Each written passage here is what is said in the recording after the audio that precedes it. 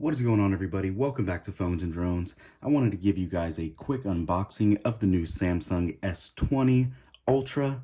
This is Samsung's brand new build philosophy for 2020. They've obviously skipped the S11 forward and jumped all the way to the new number sequence that they are calling the S20 series.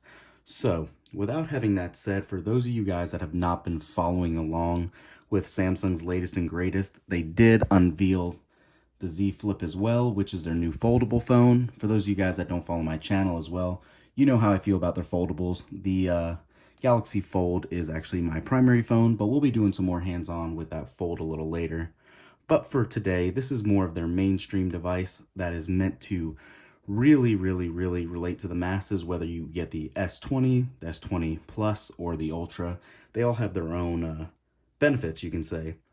Really, with this, a quick spec rundown, you're getting that massive 5,000 milliamp hour battery with 25 watt charging in the box, and it is capable of 45 watt fast charging. You do need that extra accessory, which we do have here that we'll be talking about in the next upcoming videos, but spoiler alert, it does not give you that much extra benefit.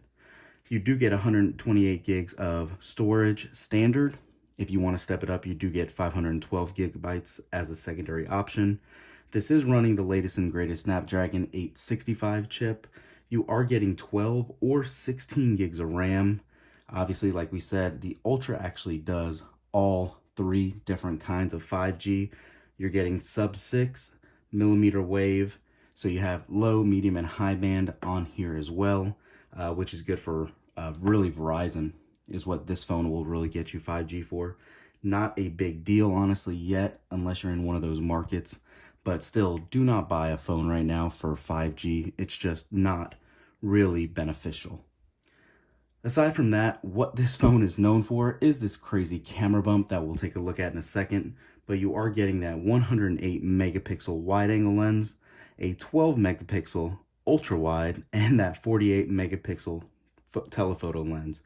On the front side, you are getting a 40 megapixel with autofocus camera as well, which is an upgrade over the other phones in the S20 series.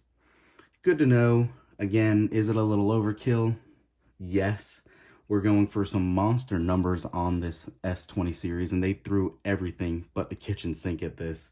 You are even getting a 6.9-inch QHD display with that 120 hertz refresh rate and a 240 hertz touch rate, which is going to make a huge difference. So having said that, let's go ahead and open this baby up and take a look. The only thing I'm not sold on this phone is the color pattern. They're pretty bland. I went with the gray, as you can see here. So you have really two options, gray or black. So nothing to really write home about. They really toned it down for this series for some reason. Also, you can see that camera hump we're talking about. It is not crazy on camera, but this thing is massive. It's basically two columns on the back of this device. That's one interesting way to do it. It literally takes up half of the top portion of the back panel. Aside from that, I was hearing some of these devices are made in Vietnam and some are Korea. This looks like mine is made in Korea for those wondering. So I don't have the largest hands, but you can see just how massive this phone looks.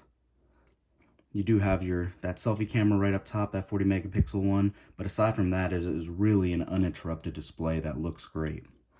Let's go ahead and set this down to the side for a minute, see what else is in the box.